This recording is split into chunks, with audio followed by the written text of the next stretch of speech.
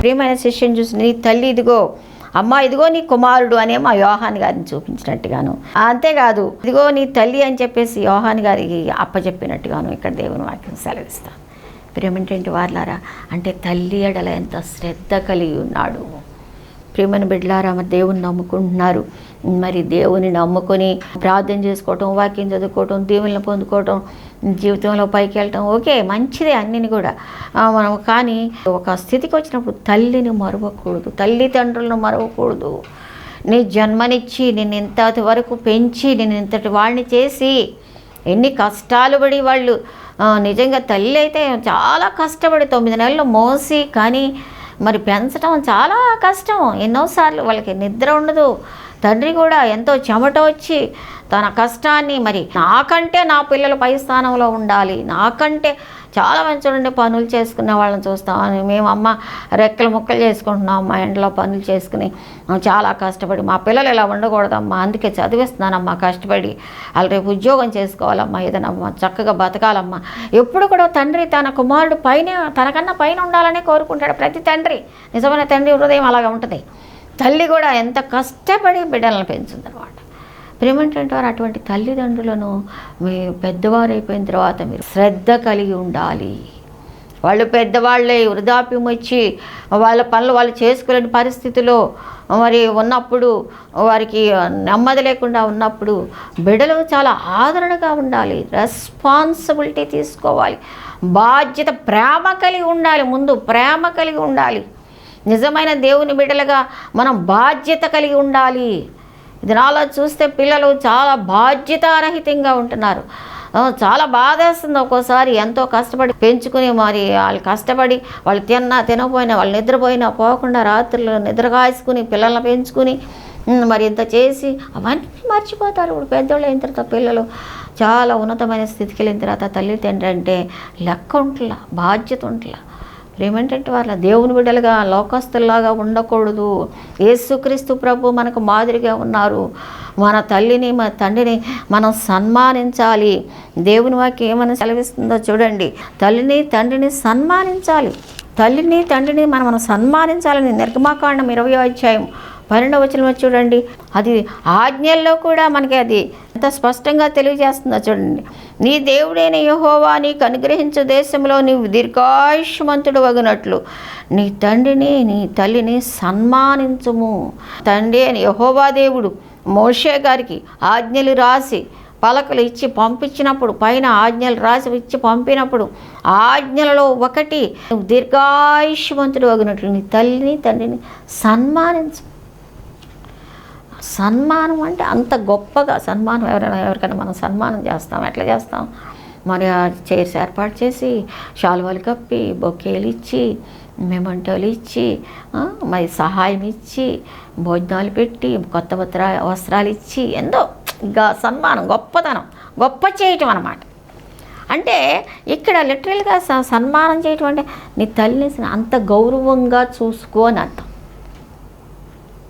అంత బాధ్యతగా చూసుకో అని, అంత ప్రేమగా చూసుకో అని. వాళ్ళ పెద్దవాళ్ళు అయినప్పుడు వాళ్ళకు కొన్ని మార్పులు వస్తాయి. వాళ్ళు పెద్దవాళ్ళు, ఇప్పుడు తల్లిదండ్రులు పెద్దవాళ్ళు అయిపోయిన తర్వాత వాళ్ళకి చిన్నపిల్లల మనస్తత్వం వచ్చేస్తుందంట. అన్ని పనులు మరి ఆ యొక్క పెద్ద వయసు పెరిగిన కొద్దీ కొంచెం మందత్వం కూడా రావచ్చు. శరీరంలో మార్పులు వస్తాయి, ఆరోగ్యంలో మార్పులు వస్తాయి, మానసికంగా కొన్ని మార్పులు వస్తాయి. ఏమొచ్చినా చిన్నోడప్పుడు, నువ్వు బుడ్డోడప్పుడు నిన్ను ఎంత జాగ్రత్తగా పెంచారు అప్పుడు నీకు తెలుసా? అవును, ఇప్పుడు ఎన్ని పిచ్చి పనులు చేసావు, ఎన్నిసార్లు పడ్డావు, లేసావు, ఎన్నిసార్లు తప్పుడు పనులు చేసావు. ఏమైనా కాలంలో కూడా నువ్వు వయసు వచ్చిన తర్వాత ఎన్ని తప్పుడు పనులు చేసావు. ఎవరు ఎండగట్టినా, ఎవరు అన్నసరిగా మాట్లాడినా తల్లి తండ్రి కడుపులో పెట్టుకుంటారు. అన్నసరిగా మాట్లాడితే నువ్వు బాధపడతావని, నువ్వు చేసే తప్పు అయినా సరే నువ్వు వింటే నువ్వు బాధపడతావని వాళ్ళకి తెలిసి కూడా తెలియనట్టుగా నిన్ను ఇది చేస్తారు. ఎన్ని కడుపులో పెట్టుకుంటారు. ఇప్పుడు పెద్దవాళ్ళు అయిన తర్వాత, మీరు పెద్దవాళ్ళు అయిపోయి ఉద్యోగాలు వచ్చి మీ భార్యలు వచ్చిన తర్వాత, ప్రేమేంటంటే వాళ్ళారా, భార్యలు వచ్చిన తర్వాత చాలామంది కుమారులు మారిపోతున్నారు. అలా చేయకూడదు. ఇవాళ వచ్చింది నీ భార్య, 30 సంవత్సరాలు నీ తల్లిదండ్రులని కష్టపడి నిన్ను స్థితికి తీసుకొచ్చారు. ఆమెకి నువ్వు చెప్పాలి. ప్రేమ ఏంటంటే కోడళ్ళారా, కుమార్తెల్లాగా కూడా ఆ స్థితిని భర్త తీసుకొచ్చారంటే మీ అత్త మామూలు ఎంత కష్టపడ్డారో మీరు గుర్తుపెట్టుకోవాలి. ఎంత కష్టపడితే ఆ స్టేజ్కి నీ భర్త వచ్చాడు. ఎంత కష్టం, ఎన్ని ఓర్చుకుని వాళ్ళ సుఖాలు మానేసి వాళ్ళ సౌఖ్యాలు తగ్గించుకుని వారి ఖర్చులు తగ్గించుకుని రూపాయి దాచి ఫీజులు కట్టి చదివించి ఈ స్థాయికి తీసుకొచ్చారంటే వాళ్ళ సౌఖ్యాలు ఎన్ని వదిలిపెట్టుకున్నారు. వాళ్ళ బిడ్డని ఎంత ప్రేమించుకుని ఒక మంచి స్థితిలోకి రావాలని. నీ భర్త స్థాయిలో ఉన్నాడంటే నీ అత్తమామలు వెనకాల ఎంతో కష్టపడ్డారు, అది గుర్తుపెట్టుకోవాలి. ఇవాళ రోజు నువ్వు వచ్చి మరి నీ హృదయం సరిగా లేక వాళ్ళు ఉంటే నేను ఉండను, వాళ్ళని చూడటానికి లేదు, నేను నా భర్త అన్న స్థితిలో ఉంటే వాళ్ళకి మనం చెప్పుకోవాలి ప్రియ కుమారులారా, ప్రేమతో. అంతేకాని తల్లిదండ్రులని నిష్ఠుర పెట్టకూడదు, బాధ పెట్టకూడదు, ఇబ్బంది పెట్టకూడదు. ఇక్కడ మన యేసుక్రీస్తు ప్రభు వారే చాలామంది కుమార్తెలు అలా తప్పు చేస్తున్నారు. మీరు అలా చేయకూడదు. అత్తయ్య మామయ్యని కూడా తల్లిదండ్రులాగా ప్రేమించాలి, గౌరవించాలి, వారు సంతోషంగా ఉండాలని కోరుకోవాలి. అప్పుడే మీరు దీర్ఘాయుష్మంతులుగా ఉంటారు, మీరు నెమ్మదిగా ఉంటారు, మీరు ప్రశాంతంగా ఉంటారు, వాళ్ళు సంతోషంగా ఉంటారు. ఓ నా బిడ్డలు, నా కోడలు నా ఇంటికి వచ్చి నాకు ఒక కుమార్తెలాగా చూసుకుంటుంది నన్ను అని నీ తల్లిలాగా, మదర్ ఇన్ లా ప్రకారం తల్లామా. కాబట్టి ప్రేమేంటంటే వారులారా, యేసుక్రీస్తు ప్రభువును కలిగిన వారంగా లోకల విషయాలనే మాట్లాడట్లా.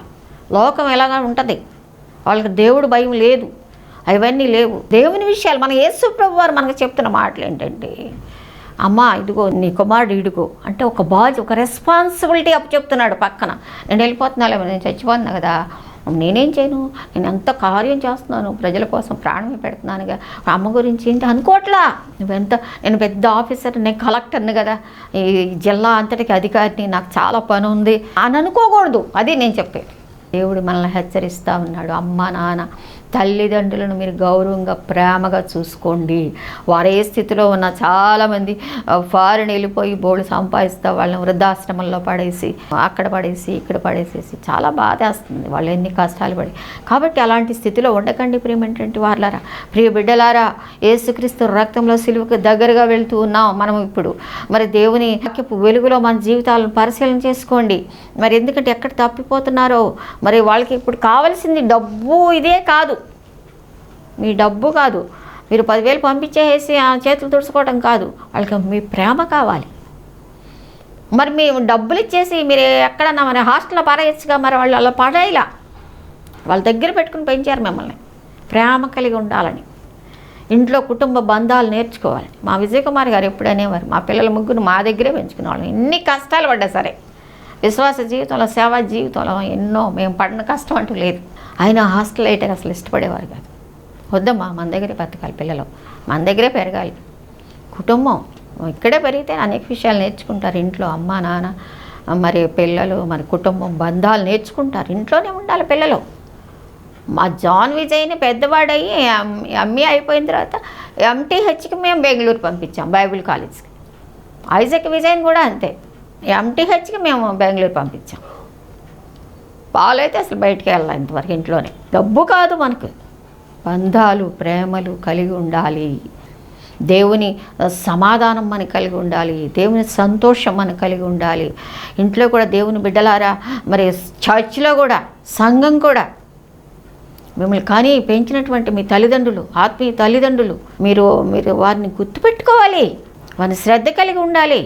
కాబట్టి దేవుని వాక్యంలో దేవుడు మనకి బోధించేటువంటి పలికినటువంటి మూడో మాట ఏంటంటే, ఏమన్నారంటే, అమ్మా ఇదిగోని అది శిష్యుడు కూడా మరి ఎంతో బాధ్యతగా తీసుకున్నట్టుగా, రెస్పాన్సిబిలిటీ తీసుకున్నట్టుగా, మరి బాధలో ఉన్నప్పుడు, శ్రమలో ఉన్నప్పుడు, ఇబ్బందిలో ఉన్నప్పుడు తోటి సహోదరులకు అప్పగించి మరి ఆ కార్యం చూడాలని కూడా దేవుని వాక్యం సెలవిస్తూ ఉంది. కనుక ప్రేమేంటంటే వాళ్ళారా, తల్లిదండ్రులను ప్రేమించే విషయంలో మీరు శ్రద్ధ కలిగి ఉండండి. లేవికాండం 20వ అధ్యాయము 9వ వచనంలో కూడా చూస్తే చూడండి, ఎవడు తన తండ్రినైనను తన తల్లినైనను దూషించునో వానికి మరణశిక్ష విధింపవలెను. తల్లి తండ్రిని ప్రేమించడమే కాదు, దూషిస్తే కనుక మరణశిక్షనంట. అంటే అంత దేవుని దృష్టిలో కఠినంగా ఉందన్నమాట. అంటే మరణశిక్ష అంటే ఆయన చంపేయాలి, మరణశిక్ష విధించాలి అంటే అంత యోగ్యుడు కాదు, అంత పాపము, అంత దౌర్భాగ్యత అని దేవుని వాక్యం సెలవిస్తూ ఉంది. ప్రేమించని బిడ్డలు సామెతలు 19:26 కూడా చూడండి, తల్లిదండ్రులను ప్రేమించిన బిడ్డలకి ఎంత భయంకరమైనటువంటి స్థితి కలుగుతుందో. తండ్రికి కీడు చేసి తల్లిని తరిమివేయువాడు అవమానమును అపకీర్తిని కలుగు చేయువాడు. మొన్న ఒక పేపర్లో న్యూస్ చూసాం, అక్కడికి త్రివేణి సంగమానికి వెళ్ళి అక్కడ అలా వృద్ధాప్యలో ఉన్న తల్లిని అక్కడ వదిలేసి వచ్చాడండి ఒక కుమారుడు. మూర్ఖత్వం ఎంత బాధేస్తుంది అసలు ఏంటంటే, ఆ తల్లి వృద్ధాప్యంలో అక్కడ స్నానం చేయించడానికి తీసుకెళ్ళి అక్కడ వదిలిపెట్టేసేసి ఈయన వచ్చేసాడు. ప్రేమేంటంటే వాళ్ళ జ్ఞాపకం చేసుకొని లెక్కపు చెప్పాలి. అది మరణశిక్ష విధించమంటున్నాడు అలాంటి వాళ్ళకి, చంపేయమంటున్నాడు అలాంటి వాళ్ళని దేవుడు. కాబట్టి అలాంటి శిక్ష తెచ్చుకోబాకండి ప్రియ బిడ్డలారా, చాలా జాగ్రత్తగా ఉండండి. సామెతలు 28:24 కూడా చూడండి, తల్లిదండ్రుల సొమ్ము దోచుకొని అది ద్రోహము కాదనుకునివాడు నశింపజేయువానికి జతకాడు. తల్లిదండ్రుల సొమ్ము దోచుకొని అది ద్రోహం కాదు. చాలామంది ఇప్పుడు ఈ ఆస్తి పంపకాల దగ్గరికి వచ్చి దోచుకుంటున్నారు. తల్లిదండ్రుల సొమ్ము మాదేగా, మా అమ్మదే, మా నాన్నదే. ఆ దేవుని వాక్యం ఏమైనా సెలవిస్తుందంటే వాళ్ళకి ఇష్టానుసారం ఇస్తే అది వేరే విషయం. నువ్వు తీసుకుని దోచుకోవడానికి నీకు హక్కు లేదు. చూడండి అదేమంటున్నాడు, తల్లిదండ్రుల సొమ్ము దోచుకొని అది ద్రోహం కాదనుకునేవాడంట నశింపజేయువానికి జతకాడు. నశింపజేసేది ఎవడు? సాతానుడు. వాడికి జతకాడనమాట. సాతానుతో జతకట్టి ఇలాంటి పనులు చేస్తూ ఉంటారు. మా అమ్మదేగా, మా నాన్నదేగా అని చెప్పేసి దోచుకుంటారంట. సహజంగా ఏంటి, తల్లిదండ్రులు ఇష్టపరంగా ఇవ్వాలి, పెద్దోడికి, చిన్నోడికి, మూడోవాడికే. అట్లా కాకుండా దోచుకునేవాళ్ళు నశింపజేయువాడికి జతకాడు అని దేవుని వాక్యం సెలవిస్తూ ఉంది.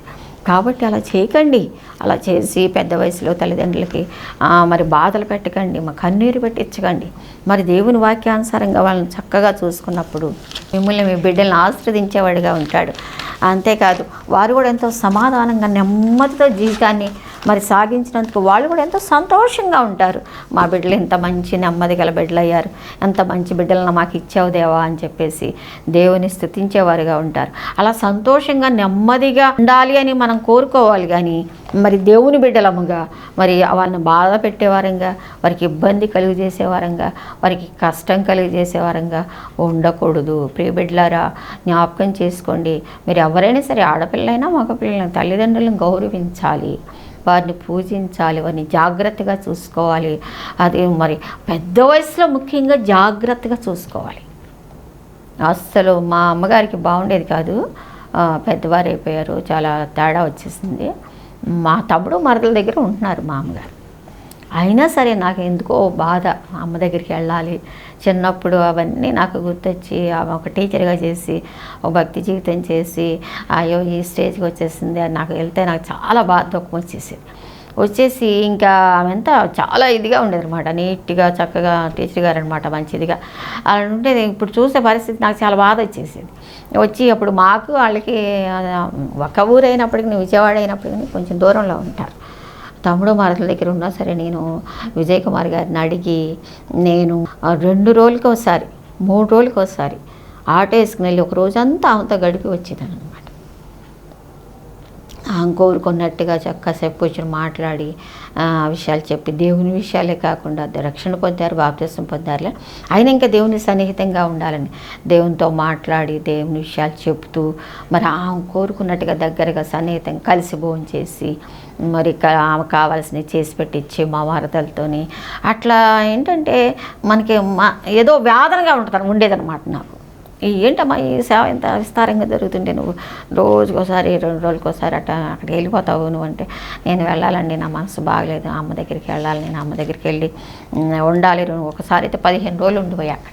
మా విజయ్ కుమార్ గారు ఏమనలేదులేండి, వాళ్ళ అమ్మగారిని చూసుకుంటాగా, ఆడపిల్లంగా మనం దూరాన్ని ఉన్నాంగా, తమ్ముడు మరదలు ఉన్నారుగా, అన్నయ్య వదిన ఉన్నా అని కూడా అనుకోకూడదు. సమయం ఉన్నప్పుడు తల్లి రుణం తీర్చుకోవాలి, వెళ్ళాలి, కొంత సమయం వాళ్ళతో గడపాలి, చక్కగా వాళ్ళు కోరుకున్నట్టుగా మనం చేసి పెట్టుకోవాలి.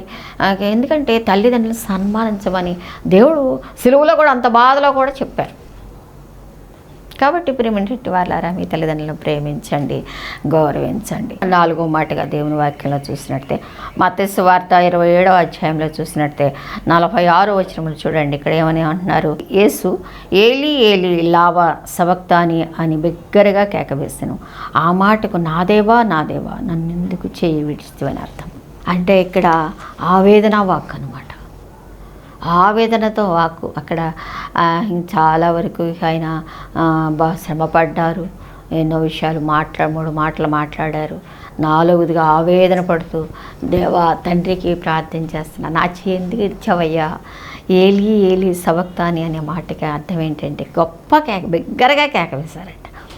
నా దేవా నన్ను ఎందుకు చెయ్యి విడిచావు అంటే దేవుని యొక్క చెయ్యి విడిచిపెట్టబడిపోవడం, దేవుని యొక్క చెయ్యి తనతో లేదిక అంటే నన్ను విడిచేశాడు నా తండ్రి, నాకు శ్రమకు అప్పగించేశాడు, మరణానికి అప్పగించేశాడు, శిలువ మరణానికి అప్పగించేశాడు అన్న విషయం ఆయనకి క్లియర్గా తెలిసిపోతుంది అనమాట. చాలాసార్లు మీకు చెప్పాను, సంపూర్ణ మానవుడు, సంపూర్ణ దేవుడు.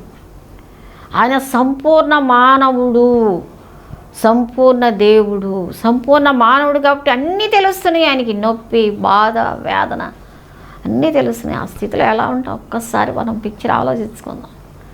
ఆ తండ్రి విడిచిపెట్టేశాడు, నా తండ్రి నన్ను విడిచిపెట్టేశాడు ఈ లోకం కోసం ప్రాణం పెట్టడానికి అని చెప్పేసి తనకు ఒక బాధ వచ్చేసింది అనమాట. అప్పుడు నా బిగ్గరగా కేకేసి, తండ్రి నన్ను ఎందుకు విడిచిపెట్టేశావు అని చెప్పేసి ఆయన మాట్లాడుతున్నారు. ప్రేమేంటి వాళ్ళారా, నీకోసం నా కోసం ఆయన ప్రియమైన కుమారుడిని మన కోసం విడిచిపెట్టేశాడు. అవును, ఆయన ముఖం వెనక్కి ఆయన తిప్పేసుకున్నాడేమో కుమారుడు వెనక చూడలేక బాధతో. అయినా సరే నా బిడ్డలు, నా జనాంగము, నా సంతానము, నా సృష్టి నశించిపోకూడదు, నా ప్రియ కుమారుడు చనిపోయినా పర్వాలేదు, ప్రాణం పెట్టినా బాధలేదు, అంత బాధ లేదు అని చెప్పేసేసి ప్రియ కుమారుడిని మన కోసం విడిచిపెట్టేసి ఆయన మరి తండ్రి మరి ముఖం దాచుకున్నట్టుగా దేవుని వాక్యం. అప్పుడు యేసు గొప్ప శబ్దంతో కేక వేశారు, ఏంటంటే విడిచిపెట్టేశావు. అమెరికా దేశంలో కూడా ఒక బ్రిడ్జి ఉందంట. ఆ బ్రిడ్జి ఇటువైపున కలిసి ఇటు లేపినప్పుడు నది వెళ్తూ ఉంటుంది, పారుతూ ఉంటుంది కింద నుంచి. అవి 2 కలిసినప్పుడు దానిపైన రైలు పట్టాలి, ట్రైన్ వెళ్ళిపోద్ది అనమాట.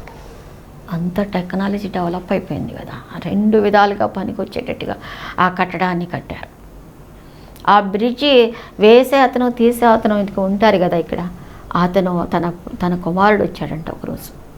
వచ్చి నాన్న నువ్వు చేసేది ఏంటో నేను కూడా చూడాలి, నువ్వు ఏం చేస్తావు, నువ్వు పని ఏంటో అది ఇది అని చక్కగా ఆ బ్రిడ్జ్ మీదకి వెళ్ళి ఆడుకుంటున్నాడు.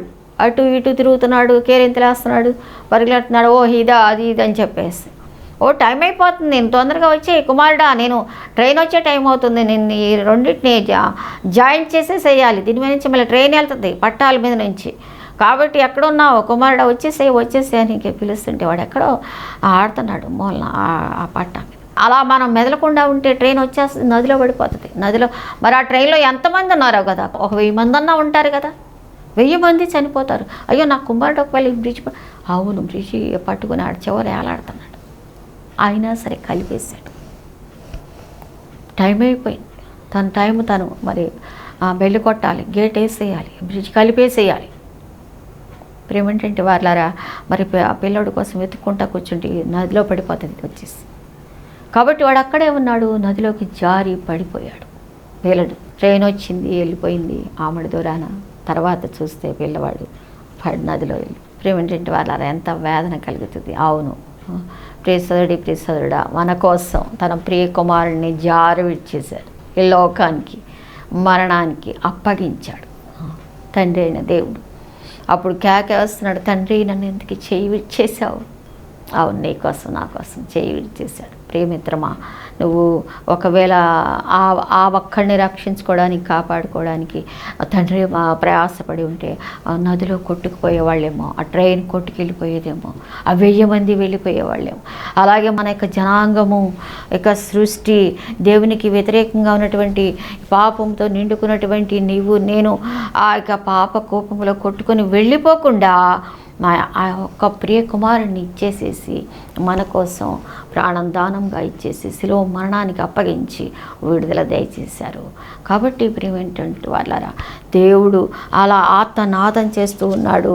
ఎందుకంటే నీ కోసం నా కోసం ఒక నాదం చేస్తూ తన యొక్క ప్రాణాన్ని పెట్టినట్టుగా దేవుని వాక్యం సెలవిస్తూ ఉంది. యోహాను సువార్త 3వ అధ్యాయం 16వ వచనంలో కూడా చూస్తే చూడండి, ఆయన ఎంత ప్రేమించాడో నిన్ను నన్ను. దేవుడు లోకమును ఎంతో ప్రేమించాడు, కాగా ఆయన అద్వితీయ కుమారునిగా పుట్టిన వాని యందు విశ్వాసముంచు ప్రతి వాడును నశింపక నిత్య జీవం పొందినట్లు ఆయనను అనుగ్రహించెను.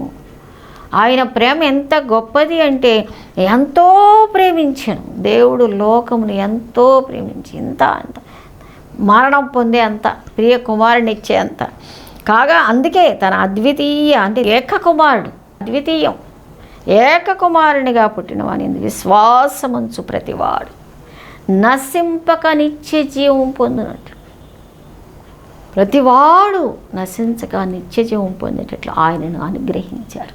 అది ఆయన ప్రేమ. ప్రేమేంటంటే వాళ్ళారా, మరి కనుక అట్టి ప్రేమతో దేవుడు నిన్ను పిలుస్తూ ఉన్నాడు. ఇంకా అట్టి అనుభవం నీకు కలిగి ఉండకపోతే, ఇంకా నాకు ఒక నిరీక్షణ లేదు, ఒక గురి లేదు, ఒక గమ్యం లేదు, అయ్యో చనిపోతే ఏమవుతానా, మోక్షానికి వెళ్తానా లేదా అని అనేక రకాలుగా మరి ఇంకా ప్రయాసపడుతున్నావేమో, పరుగులెడుతూ ఉన్నావేమో, రక్షణ గురించి అనుభవం లేకుండా, మరి పాప క్షమాపణ గురించి అనుభవం లేకుండా ఉంటున్నావేమో. అలా దేవుడు నిన్ను ప్రేమిస్తూ ఉన్నాడు. అందుకే ఇలాగా నీకు ప్రేమ సువార్తను అందిస్తూ ఉన్నాడు. నువ్వెవరైనా సరే, ఇంకా నువ్వెవరైనా సరే, స్త్రీ అయినా పురుషుడైనా, ఏ లింగ భేదము లేదు, ఏ భేదము లేదు, అందరూ పాపం చేసి దేవుడు అనుగ్రహించు మహిమను పొందలేకపోతున్నారని దేవుని వాక్యం సెలవిస్తూ ఉంది. కనుక ఆయన ప్రేమ, ఆయన చేతులు చాపి ఆ సిలువలో కూడా నీ వైపు చూస్తూ ఉన్నారు. మనం సిలువ ధ్యానం చేసుకుంటున్న ఈ దినాల్లో ఎక్కువ దగ్గరగా ఆయన దగ్గరికి వెళుతూ, దేవా నీకు దూరంగా ఉన్నానయ్యా, నన్ను క్షమించండి, సత్యము తెలుసుకోకుండా ఈ లోకంలో పరుగులెడుతున్నాను నాయన, నన్ను మన్నించండి అని ఎప్పుడైతే నువ్వు దేవుని దగ్గరికి వస్తావో, ఆయన్ని అంగీకరించి ఆయన నీ కోసం కాచిన అమూల్య రక్తములో కడిగి ఆయన బిడ్డగా చేసుకోవడానికి ఇష్టపడుతూ ఉన్నాడు. ఇదే అనుకూల సమయం కనుక అట్టి కృపా దేవుడు నీకు అనుగ్రహించునుగాక. ప్రార్థన చేసుకుందాం. ప్రేమగల తండ్రి, మా ప్రియమైన ప్రభువా, నీ ఘనమైన పరిశుద్ధమైన పాదములకు వందనాలు, స్తుతులు స్తోత్రాలు చెల్లించుకుంటున్నాను తండ్రి. ఇక మధ్యాహ్నకాల సమయంలో ప్రభువాన్ని సిలువ ధ్యానం చేసుకోవడానికి ప్రభావ మీరు మాకు ఇచ్చిన సమయం బట్టి స్తోత్రాలు. సిలువలో మీరు పడిగిన మాటలు మేము ధ్యానం చేసుకోవడానికి సాయం చేశారు ప్రభా. మా ప్రభా నా తండ్రి క్షమాపణ మాట మాట్లాడారు. క్షమించమని, క్షమించడం నేర్చుకోమని మీరు మాకు హెచ్చరించారు. నాయన మీకు వందనాలు. శిలువ మీద దొంగను క్షమించినట్టుగా ప్రభా నీకు వందనాలు. మీ సందులో ఒప్పుకున్నప్పుడు ఎలాంటి వారినైనా నువ్వు క్షమించడానికి సిద్ధముగా ఉన్నావని మాకు తెలియజేశావు. నీకు జన్మనిచ్చిన తల్లిదండ్రులను నువ్వు శ్రద్ధగా చూసుకోవాలని మరొకసారి హెచ్చరించాను. నాయనా నా తండ్రి, మరి ఓ ప్రభా నా తండ్రి చెయ్యి విడిచావేంటి తండ్రి అని ఆర్తనాదం చేస్తున్నాం. ఇదిగో తండ్రి నా కోసం, మా కోసం ఈ చెయ్యి విడిసి ప్రభా శిలువలో మా ప్రభా మిమ్మల్ని బలిగా అర్పించారని నాయన మాకు తెలియజేసి మేము జ్ఞాపకం చేసుకుంటున్నాం. నాయన సమయాన్ని బట్టి స్తోత్రాలు. ఎవరైతే ప్రభాను నీకు నాయన నా తండ్రి నా కోసమే ఇంత మరణం పొందావు ప్రభా అని అయ్యా నీ వైపు చూస్తున్నారు, అట్టి బిడ్డలను మీరు క్షమించి నీ రక్తంతో కడిగి నాయనానికి స్తోత్రాలు నీ బిడ్డలుగా చేసుకోండి. ఇంకెవరైతే ప్రభా రక్షణ పొంది నాయనా అతని క్షమాగణం లేకుండా, తల్లిదండ్రుల శ్రద్ధ లేకుండా, బాధ్యత లేకుండా ఉంటున్నారో ప్రభా నాతని అటు వారితో మీరు మాట్లాడారు కనుక లోబడి నీ సిలువకు దగ్గరగా మా తండ్రి మంచి లక్షణాలను నేర్చుకొని నీ రాకడలో ఎత్తబడటానికి ఆత్మీయంగా సిద్ధపరచమని యేసు నామములో ప్రార్థించి స్తుతించి వేడుకుంటున్నాం తండ్రి. ఆమేన్. యేసుక్రీస్తు నామములో మీకు అందరికీ వందనములు తెలియజేస్తూ ఉన్నాను. యేసు కొరకు జీవించు పరిచర్య యథావిధిగా జరుగుతూ ఉన్నది. దేవుని మహాకృపలో 3 సంవత్సరాలు 4వ సంవత్సరంలో ప్రవేశింపజేశారు దేవుడు. 3 సంవత్సరాలు అయిపోయింది. అయ్యగారు ప్రభు దగ్గర తీసుకుని వెళ్ళి మరి దేవుని మహాకృపలో ఆయన తోడుగా ఉండి మరి నడిపిస్తూ ఉన్నారు. యేసు కొరకు జీవించు పరిచర్య మరి సేవ మరి జరుగుతూ ఉంది. అదే ఇంట్లో ఉన్నాం విజయవాడలో, ESI హాస్పిటల్ రోడ్, యేసు కొరకు జీవించు ప్రేయర్ టవర్. మరి కనుక మీరు ప్రతి మంగళవారం ప్రత్యేకమైన ప్రార్థన జరుగుతుంది. మీరు ప్రార్థన అంశాలు మాకు తెలియచేయండి, లేకపోతే వీళ్ళు ఉన్నప్పుడు ఒకసారి రండి. మరి యేసు కొరకు జీవించు మ్యాగజైన్ నెల విడిచి నెల పత్రిక విడుదల చేస్తూ ఉన్నాము. పత్రిక కోసం కూడా ప్రేయర్ చేయండి, చదవండి. మీకు ఎవరికైనా కావాలంటే, ఇంకా రాకపోతే మీ అడ్రస్ మాకు వాట్సాప్లో పెట్టండి. యేసు కొరకు జీవించే పరిచర్య కోసం ప్రతిదినము కనీసం 5 నిమిషాలు ప్రార్థన చేయండి, సేవ నిమిత్తం ప్రార్థించండి. మరి ప్రతి 4వ ఆదివారం నైట్ జూమ్ మీటింగ్లో కలుసుకుంటున్నాం. కోఆర్డినేటర్స్ అందరూ వీళ్ళనంత వరకు కోఆర్డినేటర్స్ మరి 4వ ఆదివారం రాత్రి 9 నుండి 10 గంటల వరకు గంట సేపు జూమ్ మీటింగ్ జరుగుతూ ఉంది. మీరందరూ జూమ్లోకి రావాలని నేను కోరుకుంటూ ఉన్నాను. మరి సేవను ఇంకా మనం ఎలా కొనసాగింపు చేయాలి, అలా ముందుకు తీసుకుని వెళ్ళాలి, మీ ఉద్దేశాలు నాకు తెలియచేయాలి. మరి సేవలో తోడుగా ఉండాలి. మరి మంగళవార ప్రార్థన, మరి యేసు కొరకు జీవించే మ్యాగజైన్, జూమ్ మీటింగు, ప్రార్థనా టీవీ, మరి కోరిన చోటికి శీలమైత్రికి శీల మీటింగ్స్కి వెళ్ళి ముందుకు వెళ్ళి పరిచర్య సాగిస్తూ ఉన్నాం. ఈ విధంగా సేవలో ముందుకు వెళ్తూ ఉన్నాం. మా కోసం మీరు ప్రార్థన చేయండి. John Vijay Kumar Logos church ప్రారంభించి సేవలో మరి ఆత్మల రక్షణ భారంతో ముందుకు వెళ్తూ ఉన్నాడు. ఆయన కూడా మందిరం స్టార్ట్ చేశాడు. దేవుడు మహాకృపలో ఆలయం నిర్మాణం జరుగుతూ ఉంది. ప్రారంభించాం ఫిబ్రవరి 25వ తారీఖున. మరి ఆలయ నిర్మాణం కోసం కూడా మరి అనుదిన ప్రార్థనలో జ్ఞాపకం చేసుకోండి. దేవుడు మరి సేవకుడు చేసిన ప్రార్థనలు ఆలకించి చక్కని స్థలాన్ని అనుగ్రహించారు. మరి రామవరపాడు రింగ్ దగ్గర నున్న రోడ్లో. మరి కాబట్టి దేవుని చిత్తమైతే మీరు వచ్చినప్పుడు తప్పకుండా దర్శించండి, ఎంకరేజ్ చేయండి, మమ్మల్ని ప్రార్థన చేయండి, ఫోన్ చేయండి. అప్పుడప్పుడు మీరు ఫోన్ కాల్ చేస్తే మాకెంతో బూస్టింగ్. మా బిడ్డలు ఉన్నారు వెనకాల, నేను ఒక్కదాన్ని ముందుకు వెళ్ళలేను కదా, మీరు ఉన్నారు కాబట్టే ముందుకు వెళ్ళగలుగుతున్నాం. ప్రార్థన చేస్తున్నారు, సహకారం అందిస్తున్నారు. అటు వారి కొరకు నేను చాలా వందనాలు తెలియజేస్తా ఉన్నాను. ఇంకనూ ఈ భారభరితమైన సేవ అంటే మరి ఎలాగ ముందుకు వెళ్తుందో మీరు ఒకసారి ఫోన్ చేయాలి. మరి ఫోన్ చేసి కనుక్కోవాలి, మరి ఎంకరేజ్ చేయాలి. దేవుని పరిచయలో అంతవరకు నమ్మకంగా విజయ్ కుమార్ గారు లాగానే మరి నేనును మరి జాన్ విజయ్, ఐజక్ విజయ్ కూడా గన్నవరంలో ట్రింటీ బైబిల్ చర్చ్ వారి యొక్క సంఘ పరిచర్యలో ఉన్నారు. వారు కూడా 2 బిడ్డలను కలిగి చక్కగా సేవలో ముందుకు వెళ్తున్నారు. వారి పరిచర్య కోసం కూడా ప్రార్థన చేయండి. యవ్వన బిడ్డలు దేవుని కొరకు చివరి దినాల్లో వాడబడాలని, ఆత్మల రక్షణ కొరకు మరి ప్రార్థన చేయండి. మరి బలంగా బిడ్డలను వాడుకోవాలని ప్రార్థన చేయండి. విజయ్ కుమార్ గారిని వాడుకున్నట్టే బిడ్డలను కూడా వాడుకోవాలని మీరు మీ ప్రార్థనలో జ్ఞాపకం చేసుకోండి.